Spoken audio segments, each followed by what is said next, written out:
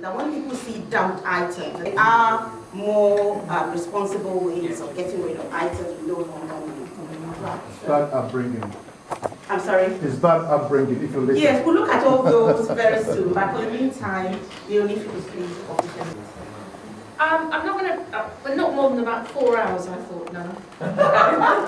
No, I'm kidding, I'm not going to do my well-known impersonation of Castro. No, it's really good to see people here this evening.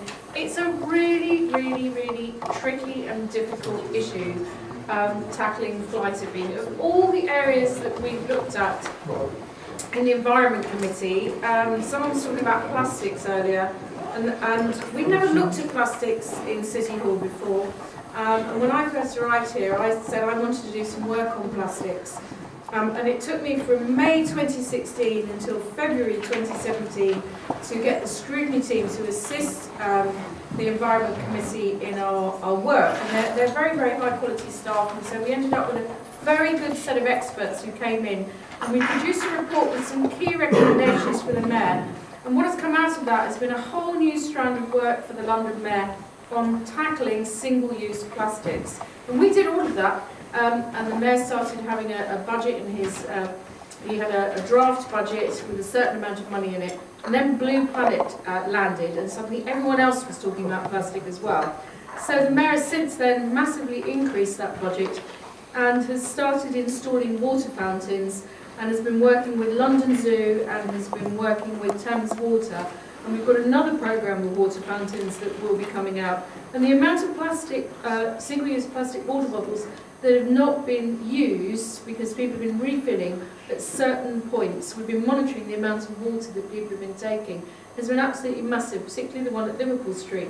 And of course, that isn't just in terms of reducing plastic in the world, which in and of itself is a really good thing, but it also has a massive impact in terms of litter. The amount of plastic that is just literally along the Thames, every time the tide goes down, you can see more plastic there. All of our parks are quite often awash with plastic as well. And at the moment, the responsibility is very much on local authorities to collect up fly tipping, but also to collect up litter left in public and open spaces. So we also, through the Environment Committee, did a 3-stage investigation into resources and waste, looking from right at the top of the waste hierarchy, right to the whole landfill and incineration end. And I've been talking to a variety of local authorities who've also done a report on fly tipping and what can be done to tackle it. I've been talking to the charity retail sector and how they can be better integrated with people who are working to reduce fly tipping and waste around the place.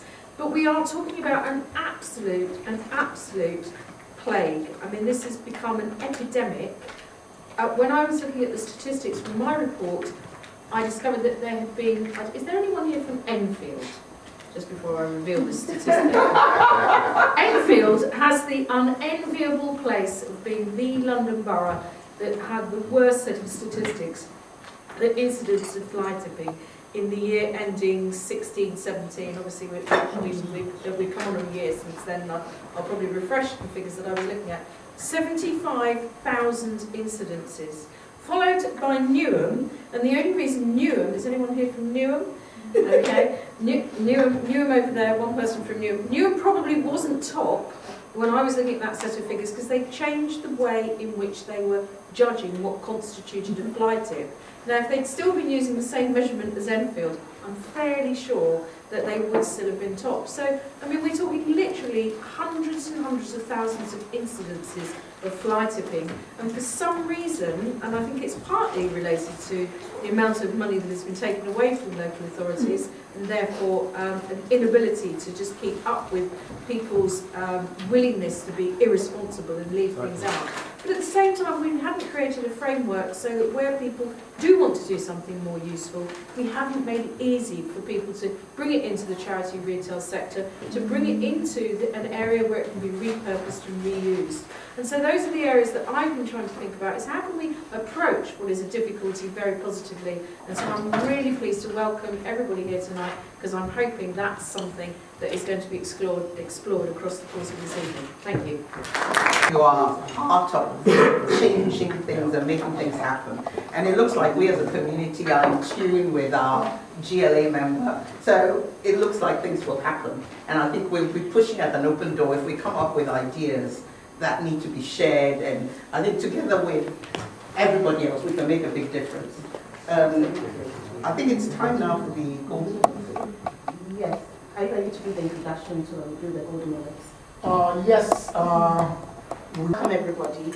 I have to say that the environment is something that is of great importance to me. Wherever I am, I'm interested in the environment.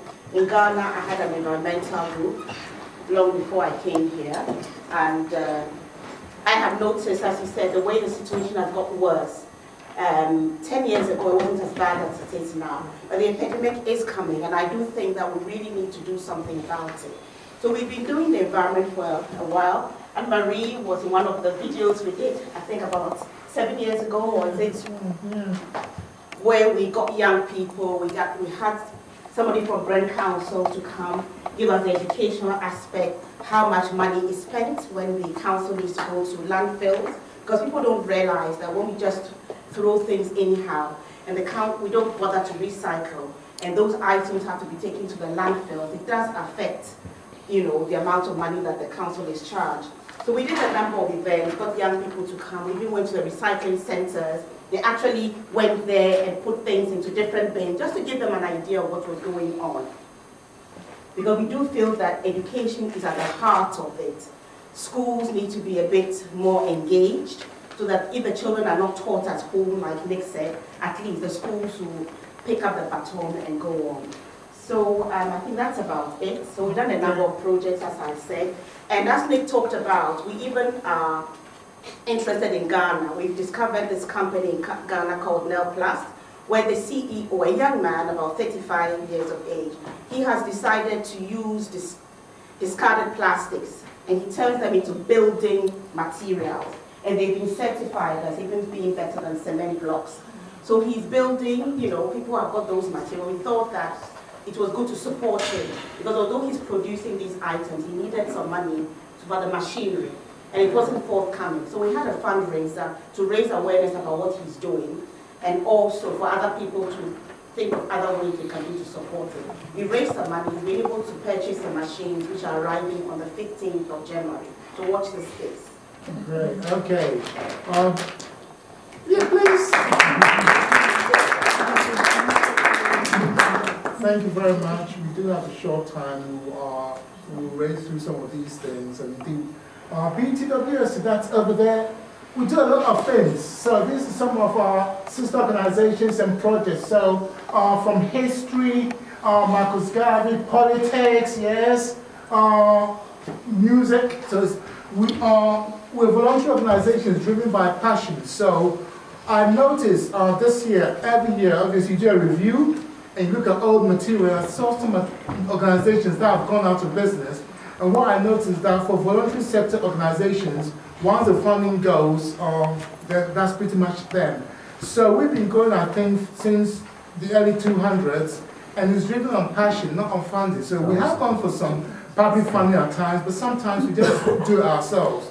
So Kelly, for example, works for Brent Council, and this project that we're doing, they gave us the seed money. But since then, we've exhausted that, and we've kept it going. I think we started in 2006, so it's really about passion to make a difference. I'm really into music, but more the industry side, so we do things like music, business courses and stuff. So that's a whole raft of things. But obviously today, we'll be looking at that, music for courses.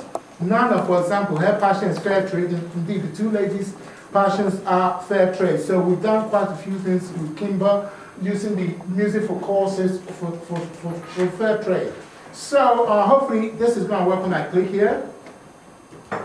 Oh, I thought this was going to, I put that in there to make sure. Okay, in that case, can I try this? I wanted to go to the next. So I thought the cursor was going to make life easy for me.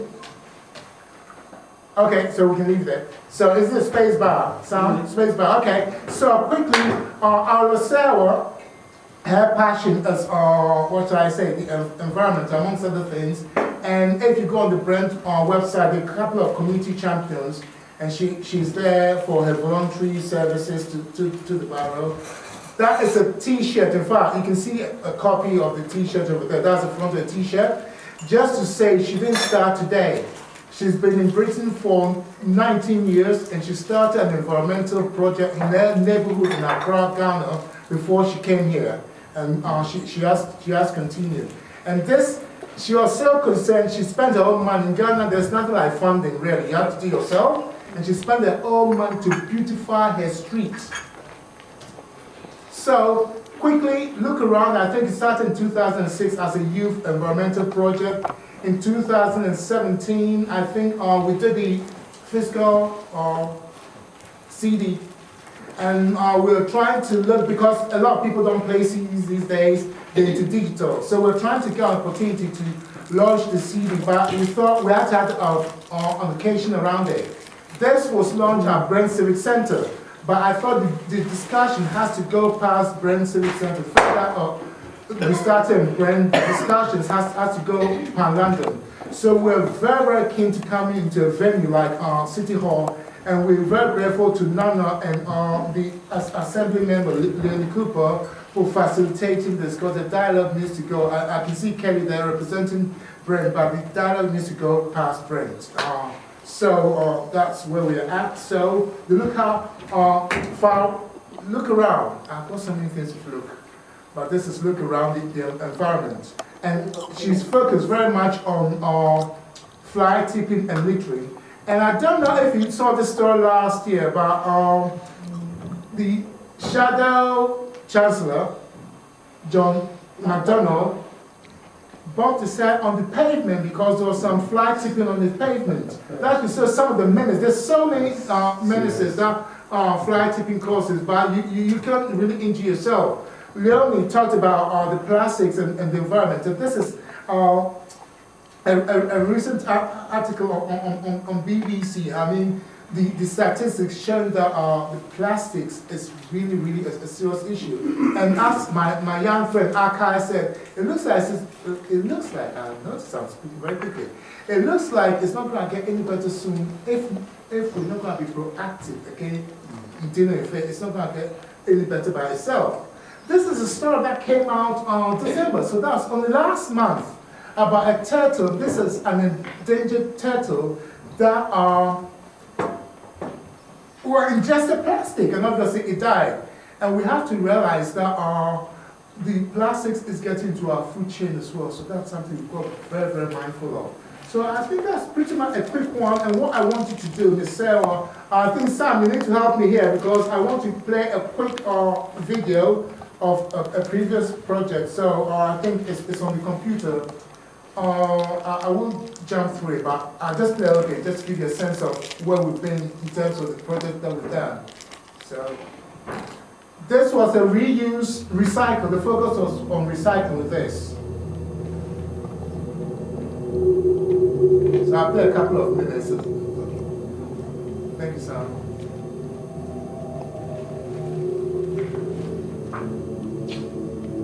Again, we did this with Brent.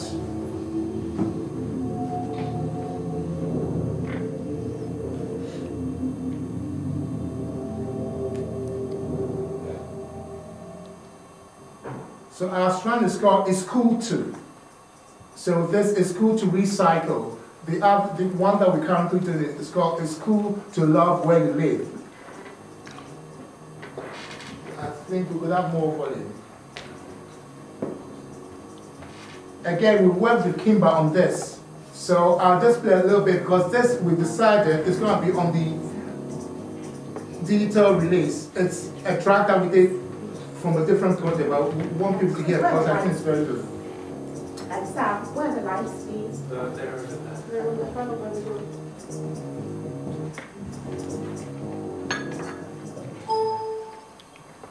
go. Rather than took it up and let's see what happens. Okay.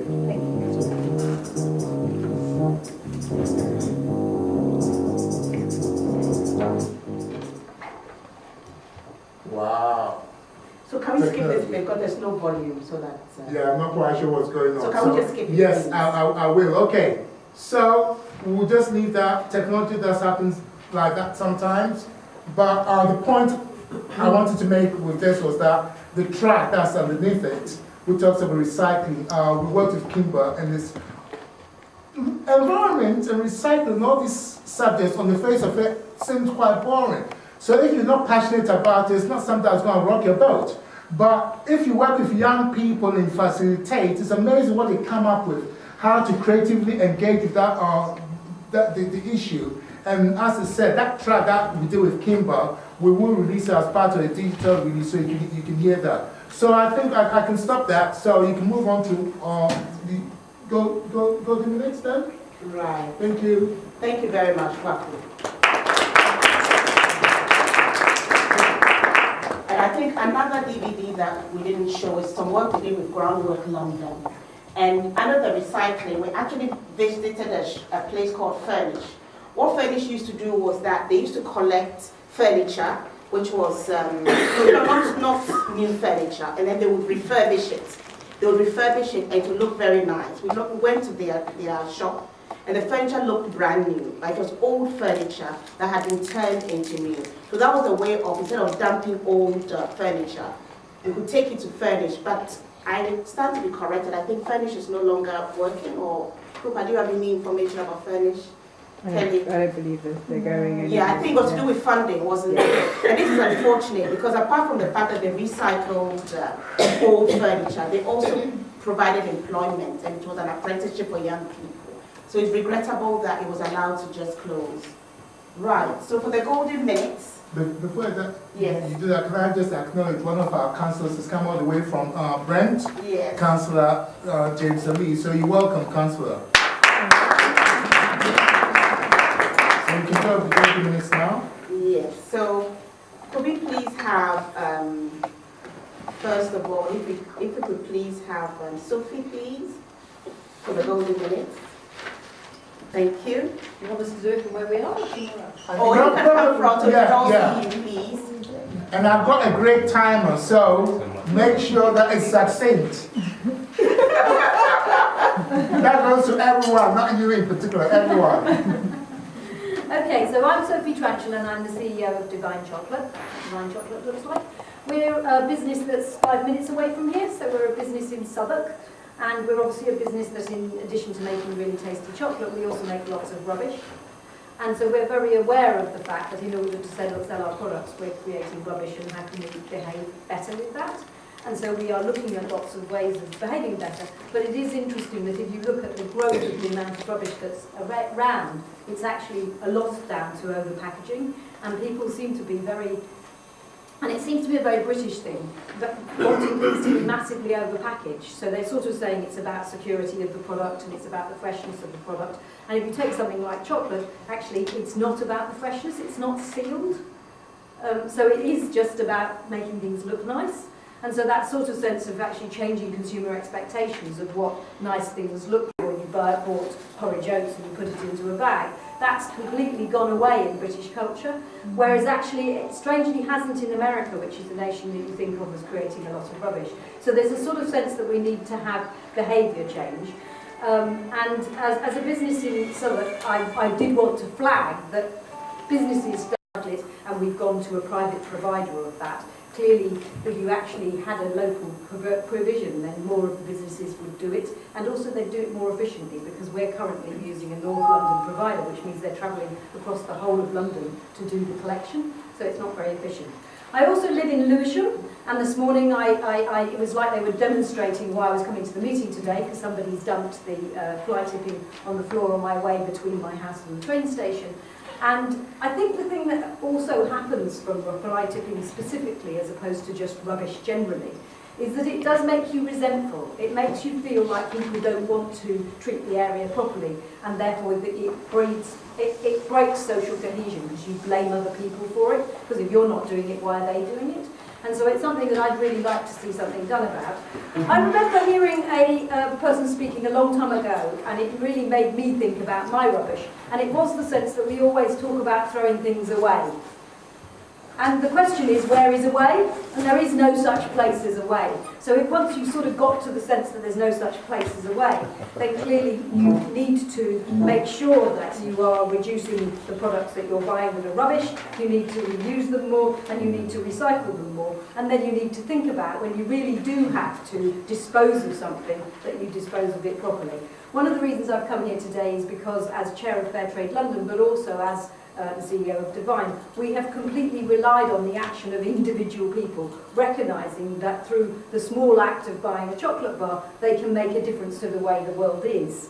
And that's true about their rubbish as well. So the sense that actually each of us can make a difference, it's not such a big problem that none of us can make a difference. In fact, the only way we can make a difference is if we each take our part and behave responsibly. So I'm really pleased about the initiative that's taking place, and I'm thanking you very much for inviting me to speak. Thank you very much. Good evening. Good evening. Thank you to everyone who has helped organise this event. Rubbish dumping is a huge issue, not just in London, but all across the UK. I would like to take this opportunity to thank Awula and everyone else in the community, in Brent and beyond, who have helped raise awareness and educate the local community. With less resources and financial pressures, there is a huge challenge to tackle rubbish dumping and change people's behaviour. As a Brent resident for 27 years, all my life, I can understand the frustration from the community, and it's not always easy to explain the situation to them. We as a council have to change the way we do things and be more innovative. I'm truly proud of our team in Brent Council who continue to work hard constantly and find new ways to tackle rubbish dumping whilst working with local community groups, resident associations, local businesses and friends of parks. We've got Kelly over here who has been a pioneer in leading innovation and changing Brent. By all means, we've come a long way in Brent, but we're still not there. We have so much more to achieve. But I would like to share with you some of our achievements over the past few years. Last year, we engaged with children from a local school to make a video on rubbish dumping, educating a younger generation about the importance of keeping our neighbourhood clean and making them ambassadors for a cleaner Brent. A new litter video to combat littering in parks will be launched in spring 2019. We introduced the use of neighbourhood management, which means that we've assigned neighbourhood managers to certain localities all across Brent so that they can deal with individual issues rather than doing a generic approach all across Brent, because different areas need a different approach. We also have a team of fully trained enforcement environment officers who go around sending a strong message to perpetrators that we will catch you and we will find you and will hold you to account for dumping on our streets. We have trialled many different forms of communication, education and projects such as the fly tipping FPN, enforcement notice, or putting out skips in different areas and working with our contractors like Veolia to see how we can do things differently. Initial evaluation shows there's so much more we can do in these areas, and we'll keep seeing how we can work and improve our initial projects. Social media has become a powerful platform, and we've been using creative communication strategies to put our message out there through social media, to work with residents and put out an important message that we need to work together to solve these problems of littering and fly tipping. I'm truly proud of our overarching communications campaign of Love Where You Live, which looks to empower residents to act in the local areas, and we have worked with many community groups over several projects around Love Where You Live. Residents and the local community are at the heart of everything we do in Brent, and we have developed strong relations with resident associations, local high streets, friends of parks and community activists, and we continue to do so. Because to implement the change, it is really important to recognise that the council cannot do this alone. We need to work with the local community to make a difference. And with this in mind, we'll continue to work with the local people and people across London and UK to learn about their experiences and best practices so we can bring about that positive change in Brent. Thank you. Thank you. Hello everyone. Hello. Good evening. Likewise, I just wanted to applaud you all for coming here. You know that it's a Tuesday evening, so I'm sure that you have very busy schedules. And a little warning, please bear with me as I said I have a stutter, so I'm going to try to speak as fluently as possible. I'm really honoured to be here to speak about something that actually affects each person that's here and not here. I feel like especially people that are part of the younger generation seem to not be as involved in these issues that are actually impacting us, but the future youth to come. And I'm a massive advocate for trying to involve more youth. And being in this master's degree, it's when I realised that it's taken me this long, to actually start studying about the impact of our environment on the impact of the environment on all of us, and this needs to change. This needs to be in the schools, in high schools, and in universities, whether you're studying about the environment or not. I wanted to thank Miss Sarah for inviting me. We met recently, and she's just an amazing person, and I'm really inspired by your hard work, because it's very rare, for people to sacrifice their life, to improving the environment. My main message, I'm going to focus more on the impact that each person has in their environment, and the fact that we often disregard having a healthy environment. As I said, I studied global health, so we emphasize that there is a link between your physical and mental health with the environment that you're in and the development of your community, whether that's nationally or global. So one of the things that I was reflecting on was that fly tipping, which costs, in 2017 we found that it had cost £58 million, like an estimate, to clear up that fly tipping. And I found that that was a manifestation of the lack of respect that us human beings have for our environment and our fellow humans. If we are not able to respect each other, how can we respect the environment that is nurturing us? How are we able to appreciate having a clean environment? I started to reflect and realise that all organisms on a level of the ecosystem thrives in a clean and healthy environment. And we're living in an individualistic society that is starting, to result in a sick society, and that's because we're so focused on ourselves that we have lost the interactions that we have that can help, create a healthier ecosystem. We have to maintain balance, and we have to maintain an equilibrium. And so I just wanted to ask everyone to really try to reflect on how you're impacting your community. This can be just speaking about fly tipping, speaking about plastic and pollution. It really hit me when I was in Thailand this year, and I know that it's not here, but I'll get to how I brought it back to here.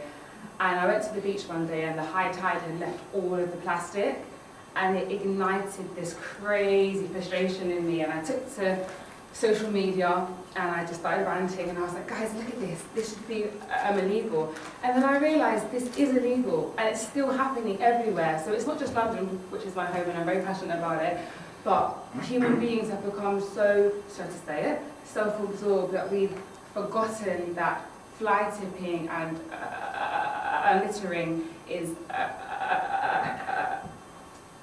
resulting in the lack of respect of what has allowed human beings to and develop, to where we are.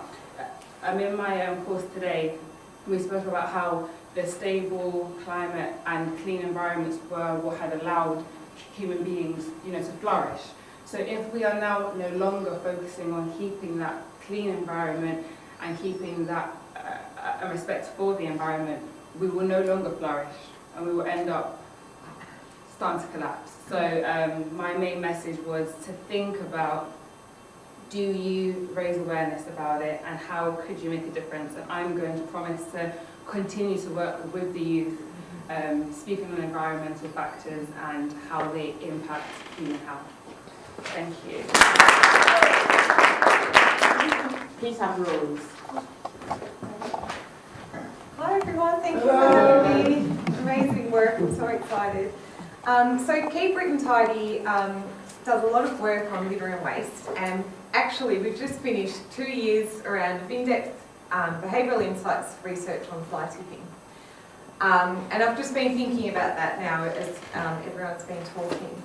And I guess from that, I just have 3 asks that I want to share today from the people who are present today. So the first one is about, I guess, for councillors and local authorities, really using the evidence that's out there. We've got a lot of evidence on what drives the behaviour. And I guess we really want to see that being used. It's not being used at the moment. And I think I want to call on councillors, elected members, to be brave. Some of the solutions might not be popular, so I'm going to give you one example. So we know that people put fly tipping out, waste out as fly tips, because the behaviour has become quite normalised. When you go out on the streets, you see bags of rubbish left out. Now, our waste system allows this because there are areas where there's nowhere else to put rubbish, so you have to put it out on the street for collections all over central London. And it's called time banding in some areas, so you're allowed to put it out at certain times between 6 and 8 p.m, for example. And what this is resulting in is just bags of rubbish everywhere, and we see people just adding to that. It's become normalised. Then these hundreds of thousands of people go home to their areas and might even see it in their areas. And I guess this reinforces this idea that, you know, it is an option for people. That local authorities are going around collecting rubbish 24/7, so they may as well collect mine while I'm at it. So I guess one challenge that we have here is really addressing this issue with waste management. It's really difficult in central London because there is an absolute lack of space as to where, you know, people can put their waste. But it's really about looking into innovative alternatives. You know, where can we have communal bins? Where can we ask businesses to host bins that are shared? That kind of thing. The second thing I wanted to talk about is this idea of 24-hour fly tip collection task forces. So we've got to a point where people know that they can put rubbish out.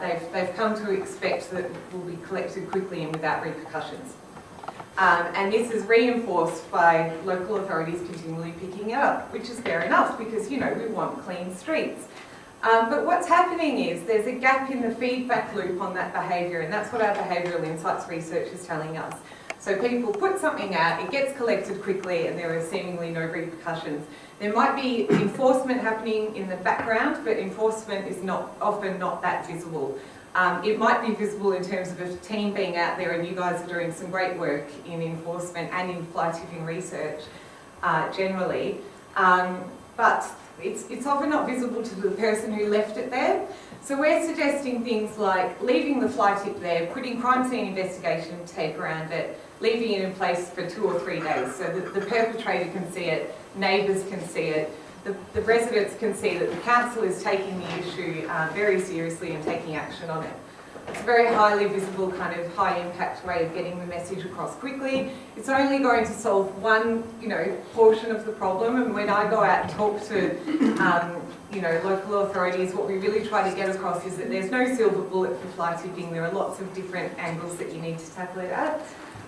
But the reason I want to mention this is because we know that it needs a brave council to take this approach, to leave fly tipping, you know, in place for 2 or 3 days. So my point here is to be brave, use the evidence, try new things. And that's what we do. We trial interventions to change behaviour and robustly monitor and evaluate them. The final thing I wanted to share is that we've got the Great British Spring Clean coming up in March. We'd love you to get involved. So we're hoping that this year's Great British Spring Clean will be our biggest yet. So last year we had 500,000 people involved. We're trying to beat that target. I think we had 125,000 students, so we're trying to pass that, and we're looking to break some Guinness records. Guinness Book of Records? Yeah. So, for example, maybe it'll be, most people at litter picking at once. Now, the Great British Spring Clean isn't so much about cleaning up litter, although obviously that's important, especially because there are real environmental impacts locally. So we did a study with a volunteer which found that 5% of cans and bottles that were littered by roadsides contained the remains of small mammals. So that it's having impacts locally, and a lot of people don't realise that. So the Great British Spring Clean is about picking up litter, getting it out of the environment. But more than that, it's about getting people involved who don't normally get involved in litter picks. Because we know that when they do become involved, it increases their understanding of the issue, it builds passion around the issue, and then they're less likely to drop litter in certain circumstances where they might, they're more likely to talk about it with others, etc. And it also really demonstrates to the community that it's an issue that people take seriously and that they care about it and that it's unacceptable. So yeah, hope you get involved, and I would love to work more with you on what you're doing. It's really good. Thank you. Thank you very much. Okay, I did ask Kelly, because we worked with her from the beginning of this particular project, and she wanted to say a word or two, but she said she was comfortable now too. Sure, Kelly. At least. Well, I don't want to interrupt your schedule. Not at all. Not at all. We want to hear from you, Kelly. Kelly has worked with us for a number of years. She's been very supportive to our workshops in Brent. So since you are not a stranger, when it's 59 seconds, I'll let you know. Okay, right, speed to it, because I've got absolutely nothing prepared, as you probably guessed. Essentially, we are looking to do innovative work in Brent, and I think that's what's pushing us forward as a council. Many of the things that Keep It Tidy you just referred to in terms of the stickering of fly tips in an area, we've actually just trialled. So we've, instead of clearing everything on a regular basis, we have something called a Clean and Brent app, which allows people to report a fly tip. And for a few areas which are most heavily fly tips in Brent, we've actually stopped collecting those automatically, so we collected them sort of every other day, and on the days when they weren't being collected, we actually stickered those fly tips. Bright yellow poster which says, this is not the correct way to dispose of your waste. We're just in the process of analysing the data, and we're going to be looking at those findings in the next couple of weeks and seeing if this is something that we can roll out across the whole of Brent. I think it's very key in terms of the education that we give to people. We need to start from a very young age, but we need to recognise that this is something that affects the whole community.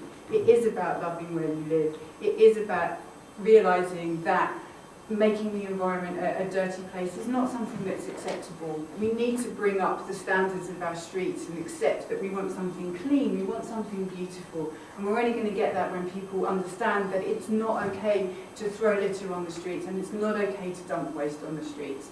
And for me, working with the community is the only way to do that, to get everybody together, to understand that we do love where we live, we want to do something different, we want to do something innovative, and in Brent we're not afraid to do that. So come forward, give us your ideas. We will happily share my email address with anybody who wants to get in touch, but we also recognise that we don't have all the answers as the council. So if you've got a good idea and you think as a resident that there's something that we could do, we want to hear from you. We want to do something different and innovative, and that comes from everybody in the community. So thank you very much. Thank you.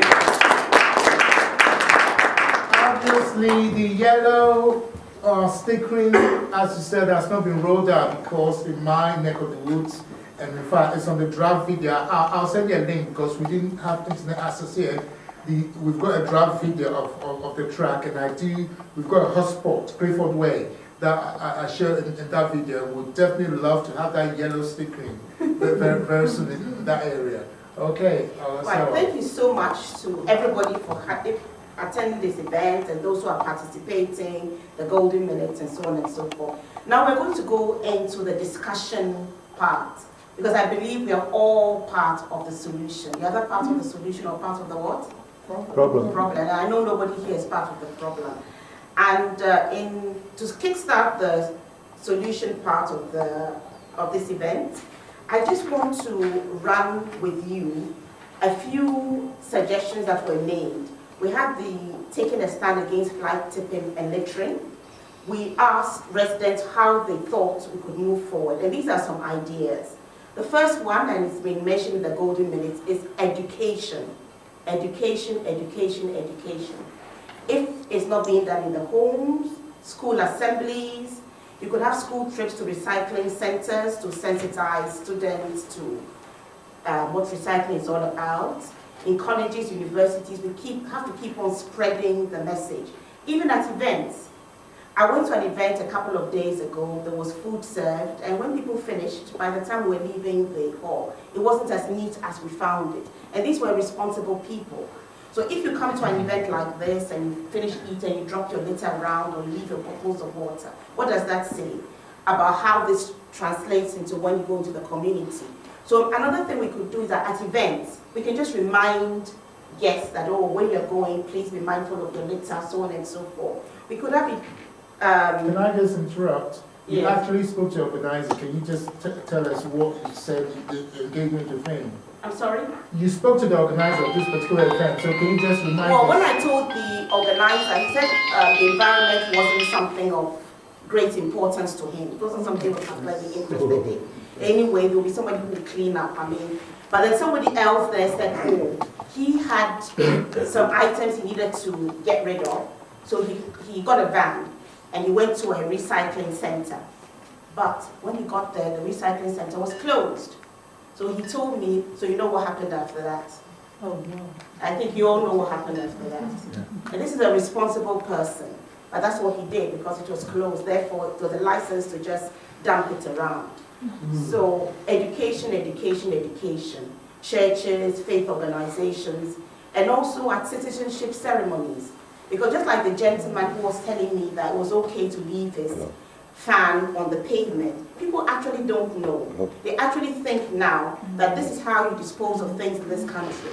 You just go to the pavement, put the item there, somebody will come and collect it.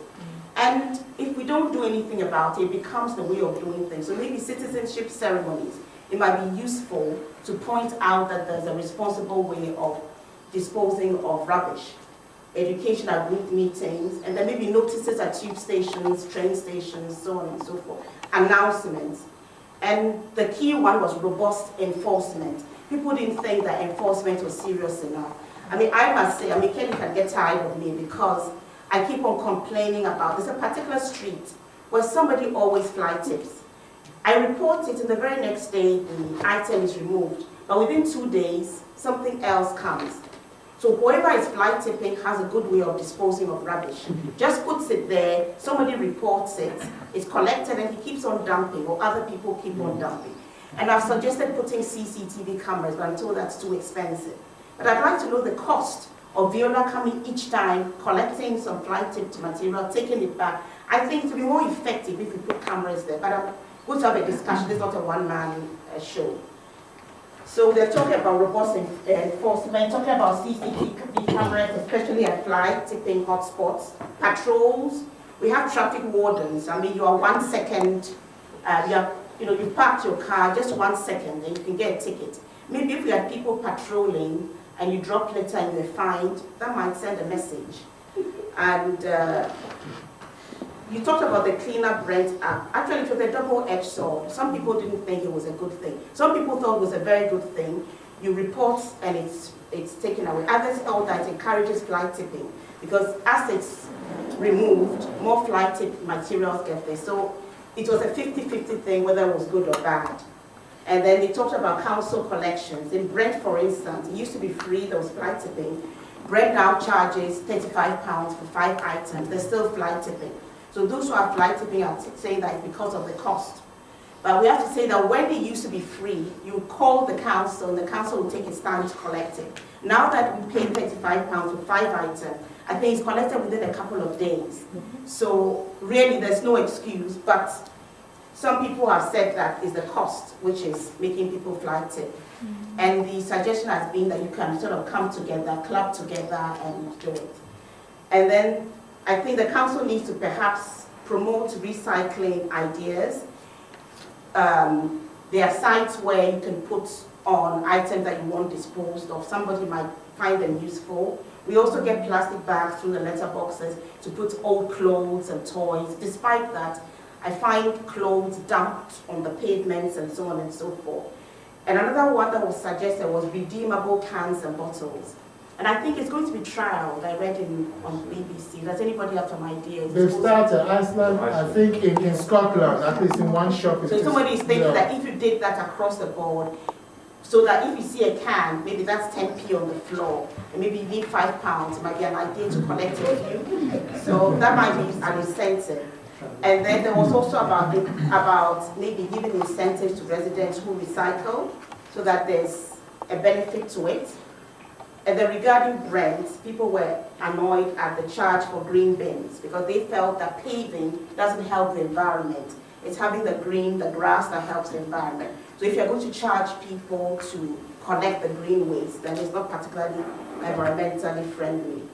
So I think that's about it. So I'd like to open the discussion, and all of us here being part of the solution rather than part of the problem. I want us to be made. So if we can sort of start the ball rolling. Can I say, although we don't have much time, this is an important part of this meeting because you can see that there's a very brand focus, and what we're trying to do is to widen it. So it'll be interesting to have some voices outside brand particularly. So don't be shy in coming forward. So she's giving a good overview of things, and you can sort of... yeah, tell me things that are not here, but you think they are important. Sure. You know. So, can I sense that you want to say something, Jay? Yeah, yes, go ahead. I don't know. I mean, basically, I think the councils have kind of let off their responsibility. Right. I have the feeling that, you know, we used to have street cleaning. We used to have. I mean, I've got two bins delivered to my house extra. I've rang the council 20 at least. Which borough are you in? Martin. 20 times for them to come and collect those bins. And each time someone says to me, oh, we're going to send an email and it's going to be done. Right. So you think that part of the solution is to get councils to be more robust about their responsibilities? Absolutely, yeah. Right.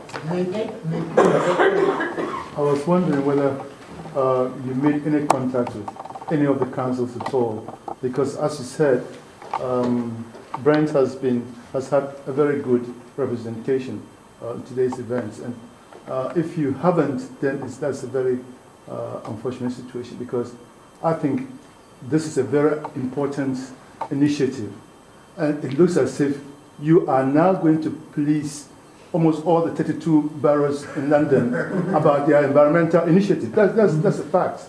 I want to commend Brent for the kind of things you're doing in Brent. Natasha has been very good. She must be encouraged to keep on speaking and forget about apologizing for the fact that she started. That's very important.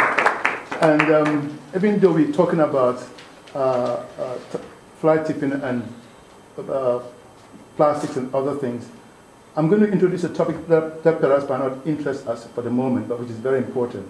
And this is people spitting in the public place. People spitting in the public place. That is hazardous and has all the ramifications you can think of in terms of personal health. So apart from fly tipping and all these things that we have mentioned, we should think of human fluids that get out of it. There are already laws against it. Yes, but the fact of the matter is that people don't take any notice.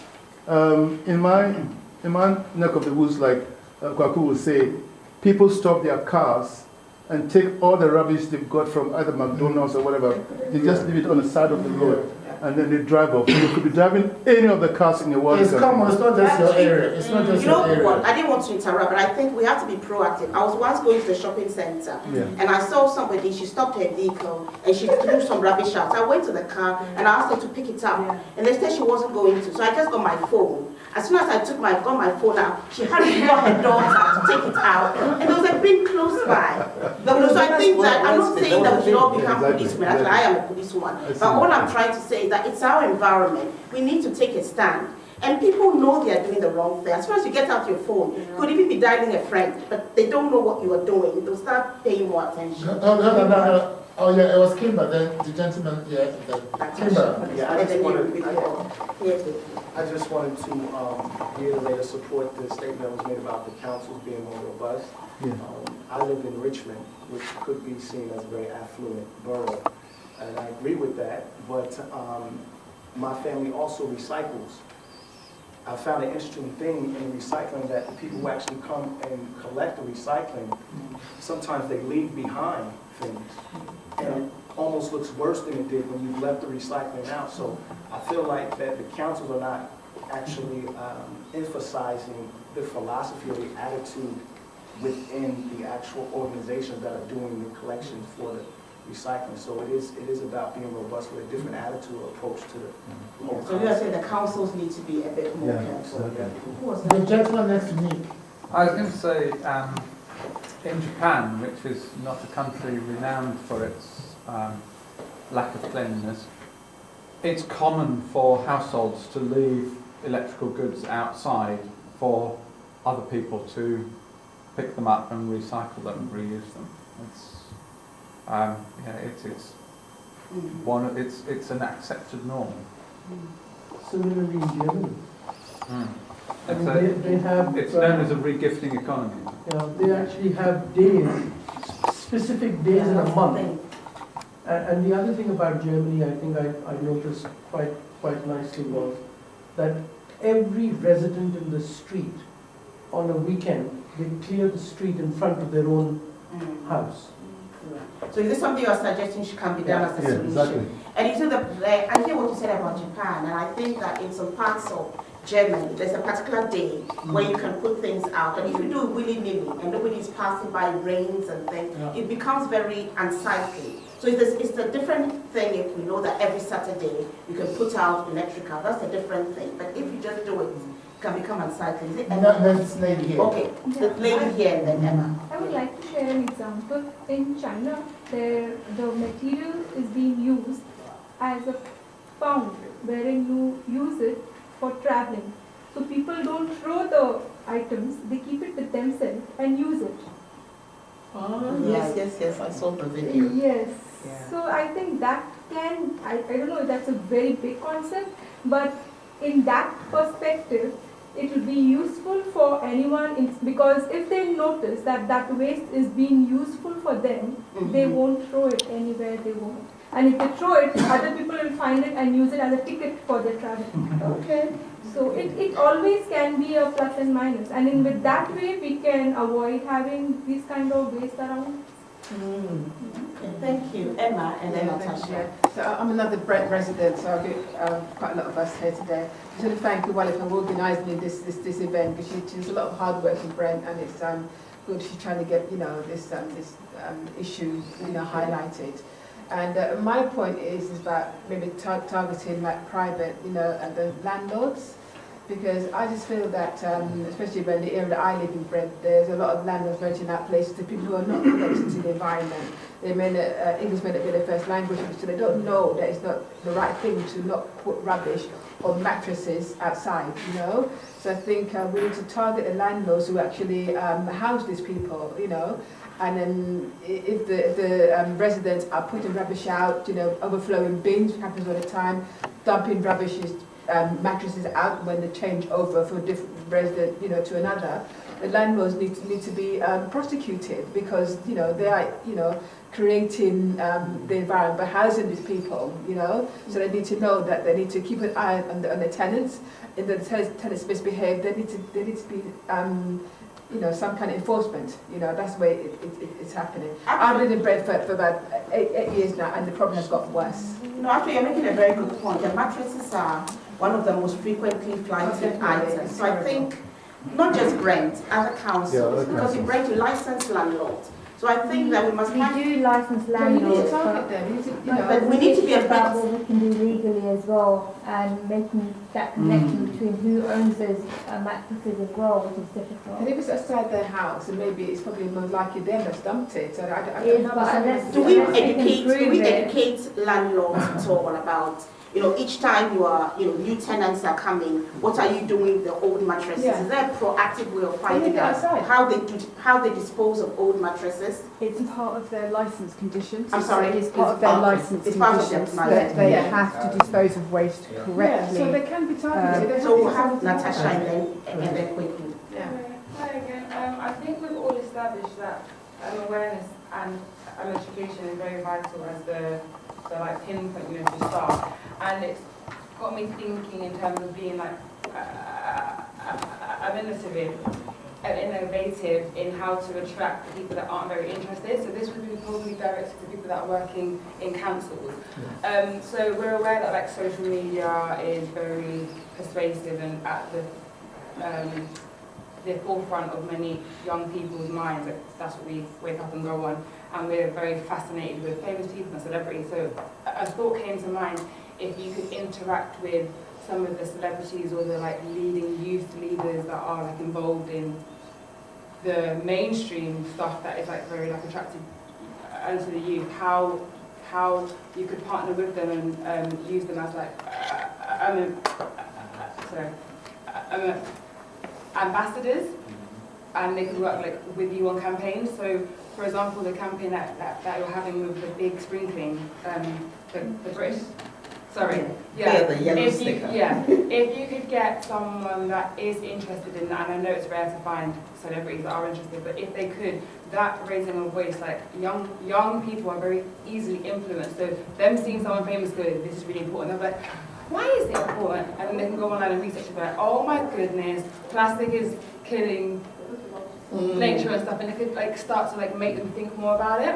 And I was also thinking of that because of personal experience. So I'm a charity ambassador for a charity that is based in Uganda that has the only free school in the biggest slum of the Kampala, and I hosted like events and I raised money, and then that made my friends who would have never thought of free schooling start to look at it and actually want to do charity work. So I think it's always about how to connect with the people that aren't as interested, what could trigger them. So anyone could start doing campaigns like that.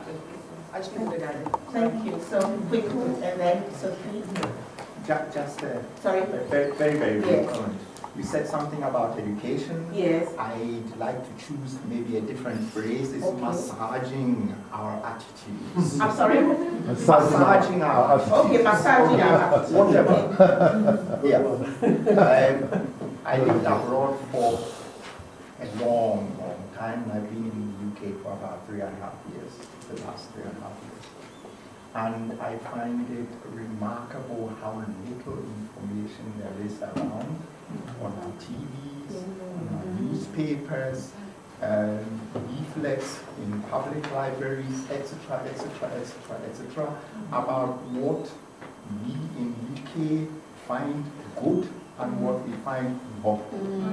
I don't want landlords to be prosecuted. I want everybody to know, tenants or whatever, what this country finds good and what this country does not find good. That's all. So when the landlords, I hear what you're saying. So I'm just throwing this out. When the landlords, after all the information has been given to them, I'm just giving an example, still persist in flight tipping, what do you do? I'm not talking about the landlords flight tipping, the tenants flight tipping. No, I don't think landlords are our government. I don't think landlords have a duty to police their tenants, etc., etc. The tenants should know what's good, what's not good, and the consequences of doing what's good. Yeah, so part of the consequences is being prosecuted and fined. It could be prosecuted, it could be reported, or it could be made to go and clean up. Yeah. Something, whatever. Right, thank you. On the mattress manufacturers to pay for the cost of disposal, whether that was picking it up and disposing of it or just being financially responsible for it, then they would also end up with a log of who bought them, because they then would want to Could I rephrase it differently? Make it incumbent on the person who's buying the mattress to pay a little bit of money additionally for the disposal. So it's not the manufacturer who thinks they're going to be spending money. But I really disagree, so I think it should be the manufacturer Yeah, that has to pay for disposal. Because currently they're selling us stuff we don't need.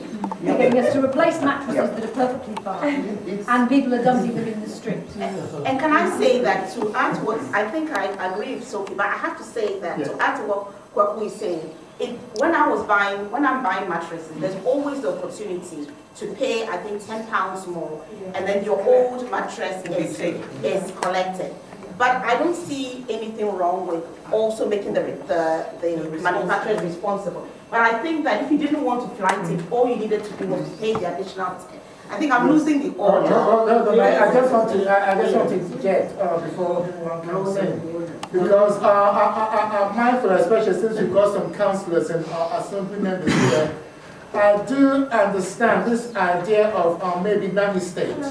But sometimes you have to have a bit of it. Because when people, let me talk about Windrush. You may or may not know, but during the Windrush period, the British government created booklets for people to understand life in England and some of the things to do or not to do. People may say it's a bit of a nanny state, but to some extent you need some of that balance here. So we've got an assembly member here in the council here. These are things that probably at the national or regional level, we've got to look at it. And I will say what's been suggesting this. If you haven't this naturalization, whatever you do, the citizen, what's it called? Citizenship. Why shouldn't you know what the standard of living is in here? Because in certain countries here, you can put it on your pavement, but maybe in the UK we don't. So there should be some level of expectation so you fall into it. But to add to what you just said, Kwaku, in Harrow we had a scrutiny report which talked about booklets for all new arrivals so that they would know what to do and what is acceptable, what is not. I think the problem is, I mean, having lived in Switzerland, you are told what is acceptable and what is not. Here, they expect you to find out by osmosis. And I think that is the problem. No, it is a very British thing. Switzerland, when you are traveling, they'll tell you are traveling to Geneva. You have arrived in Geneva. If you're traveling here, my experience when I first came, you're traveling to Wembley. They never tell you you've arrived. Suddenly, you know, it's simple things like that. And I think it's maybe all councils need to, because ours is a scrutiny report that's probably a doorstop. Whether it's been implemented, because I'm no longer in Harrow, I'm in Barnet.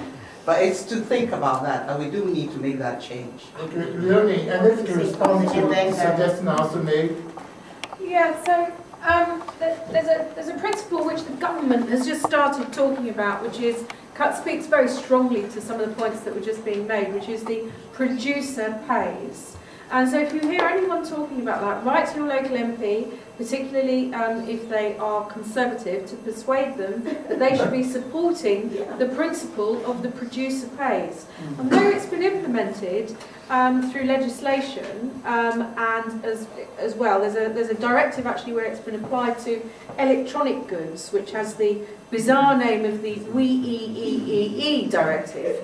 It's W and lots of E's after it. I refuse to pronounce it as we, because that just sounds like something else entirely different. That has had some impact in terms of people who work in that field, who are producing electronic and electrical items, to understand that they have a responsibility at the end of the life of those items to do something. If someone is buying a microwave, that they should be doing something about the old microwave as well. So I think encouraging people to pay the £10 for when the new mattress arrives, the old mattress goes, is one half of it.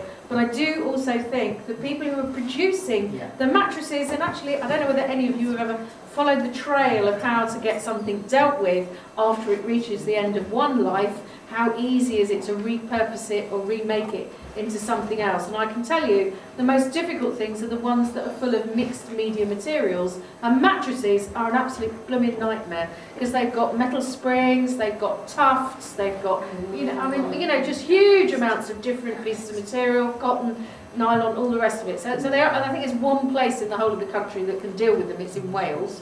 And I think there's one place that can deal with those mixed media latte cups, which is in Nottingham. I can't remember where that is, but it's somewhere in the northwest. So it's also a responsibility of us saying, come on, people, we don't need these mixed media devices. We want our mattresses made out of better material, or we want them made in such a way that they can be taken apart. That we can actually then do something else with them and move them into their constituent parts. So I think we need producer pays, more money paid by the people who manufacture stuff, because actually at the moment the people who pick up the rubbish are always the councils, and they don't get paid very much by the government for doing that. So people who are creating the mess, persuading us to buy the mattresses every 5 minutes, making them easier to take apart and make into something else. And for us also to say, do you know what, do we really need so much stuff in our lives? No, we don't. Let's have less stuff. Anyway, thank you.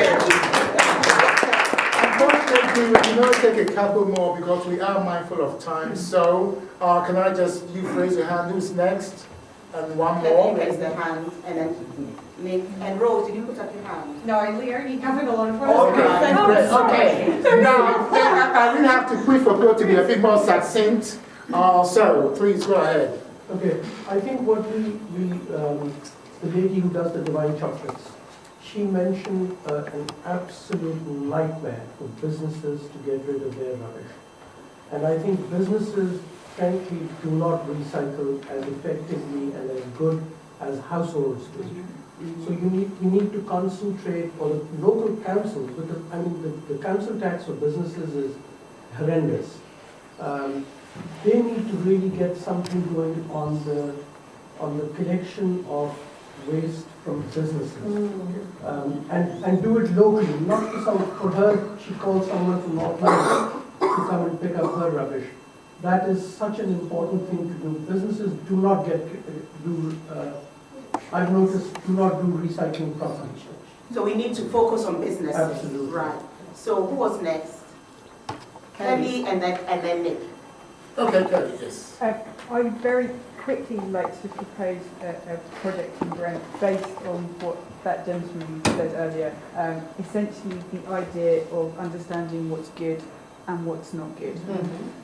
Something with the support of Brent Council, but led by the local community, to take a sample street where there is a problem with dumping, and for that street to come together as a community and say, this is what is acceptable in our street, this is what is not acceptable in our street. To get that message to everybody on that road and to see if that has an impact on the amount of waste that is dumped on that street. I'd like to trial it as a project. If somebody in a road in Brent is here who wants to come forward and trial it, I think it would be an excellent example of seeing how a community can use an idea and give out that message and say, this is what we tolerate, this is what we don't tolerate. This is what our community will accept. It embraces the love where we live, and we can see how it works. It gives you a great pilot. Right, Kelly, I do appreciate that, especially thinking out of the box, and that's a spontaneous thing. But can I suggest that hand in hand, there's a bit of incentivization. One of the DVs that we did, I know Lauren Skinner, for example, she was saying when they did their green championship in their areas, they were giving kettles and things or whatnot. I think there's got to be some incentivization. Instead of just thinking that people should just out of social responsibility and stuff. So that is something to add on to. Whether you reduce their council tax or something, but there's something should be. Something that I can't make. You can propose in the proposal, and it ought to be there because I think sometimes also they take it for granted. Community champions were kind of the idea you're thinking about, or community champions, and having everybody in their streets and so on and so forth, which I think is very good. It's good to have community involvement. But I do think that the council, their councillors here, should also be thinking of incentivizing the community residents who actually are doing something about the situation, Certainly from the pilots that you're thinking of. They are going out, they're trying to clean their neighborhoods, and it's reducing costs for Brent, because each time they apply tips and fees, it's more expensive for the council. Okay. And the last one second. Again, you have to be very succinct. Okay, this time. first of all, I want to thank all the councillors and all the people from the councils. One of the things I want to talk about is South Korea. I haven't been to South Korea, but one of the things I read about South Korea is about their cleanliness. The people themselves have decided that they want to be clean in their own environments. So they take action about litter and things like that. The problem I have in this country is the word called indifference. Sometimes people are just indifferent. The bin is here, but I'm putting my rubbish here. Yeah.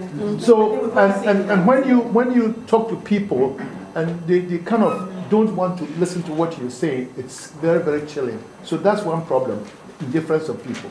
That is true, and I think through, whether we, what the term you said, getting people to, yes, I think we can do it in our families. Each one of us can be an ambassador. Everywhere we go, talk to people. Can you first of all, hold on, can we have one conversation, please? Can you give yourselves a round of applause?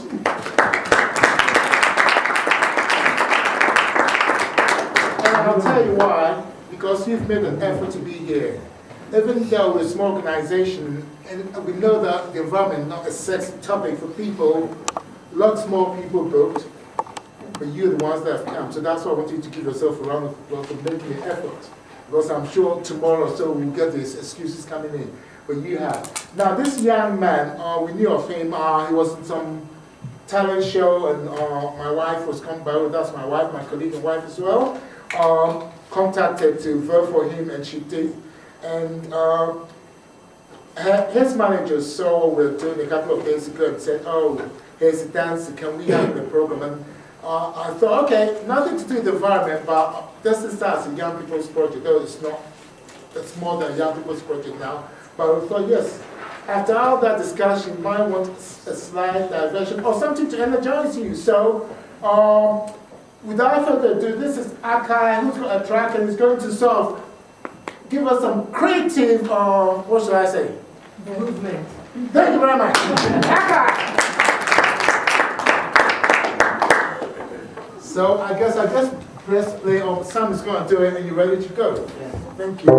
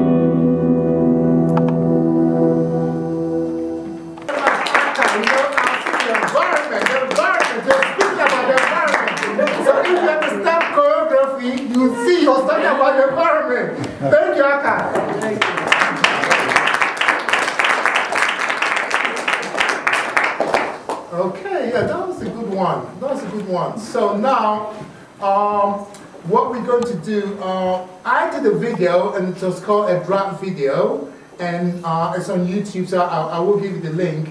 Kimba, I want to show the video. I think it's this one, you did say it's this one. So, Oh, I'm not sort of here now. Your environment is your responsibility. This is where your home is. It deserves some harmony. Stop neglecting you and stop neglecting me. They say home is where the heart is. Why it's home to target? Fly tip and litter trash, you know, garbage. The conversation is deep. Well, where should we start? This Brent's the borough, but it reaches far beyond its estates. The high rise, it blows the mind's eye. The dark things that happen beneath the bluest skies. Ungratefulness disguising lack of respect to upkeep for local streets. There's a lack of neglect. Mattresses, liquor bottles containing a couple swallows. Leave London looking like the place pigs wallow. Underneath the city lights, I wonder what the city's like. The suits, the ties, cosmopolitan city types. If there were yellow brick roads and streets paved with gold, where citizens behave to a whole nother code, could London set the tone with its strength in a pound? It's something you gotta ask if you take a look around. Look around. Are you proud of what you see? Your environment is your responsibility. This is where your home is. It deserves some harmony. Stop with. I'm going to do the first verse again so you can hear it, all right? Listen. They say home is where the heart is. Why is home the target? The fly tipping, litter trash, you know, garbage. The conversation is deep. Well, where should we start this? Brent's the borough, but it reaches far beyond its estates. The high rise, it blows the mind's eye. The dark things that happen beneath the bluest skies. Ungratefulness disguised in lack of respect. To upkeep the local streets, there's a sign of neglect. Mattresses, liquor bottles containing a couple swallows. Leave London looking like the place pigs wallow. Underneath the city lights, I wonder what the city's like. The suits, the ties, cosmopolitan city types. If there were yellow brick roads, the streets paved with gold, where citizens behave to a whole nother code, could London set the tone with its strength in the pound? It's something you gotta ask if you take a look around. Look around. Are you proud of what you see? Cause your environment is your responsibility. Yeah. This ain't your home. It deserves some harmony. Stop neglecting you and stop neglecting me. If you hear it, say this. Look around. Are you proud of what you see? You can sing. Your man is your responsibility. But you can go la da da da da. Home is, it deserves some harmony. Stop neglecting you and stop neglecting me. Look around. Are you proud of what you see? Your environment is your responsibility. This is your home, it deserves some harmony. Stop neglecting you and stop neglecting me. Goodbye.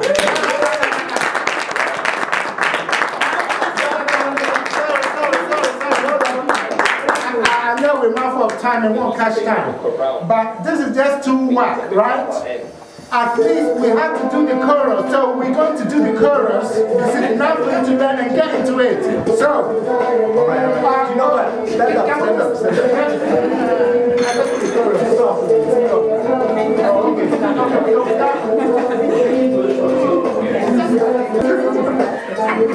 What you see? Yeah, there we go, there we go. Your environment is your responsibility. This is where your home is. It deserves some harmony. Stop neglecting you and stop neglecting me. Let's sing again, say this is now. Are you proud of what you see? Your environment is your responsibility. This is where your home is. It deserves some harmony. So stop neglecting you and stop neglecting me. Thank you, thank you. Thank you very much. So, can we just say, right? The launch was supposed to remind people of this track that's going to come out, and in fact, This is a new one that Kimber has done, so you're going to have more than we usually did. The release date is February 15th, so it's Friday, February 15th. Is your what?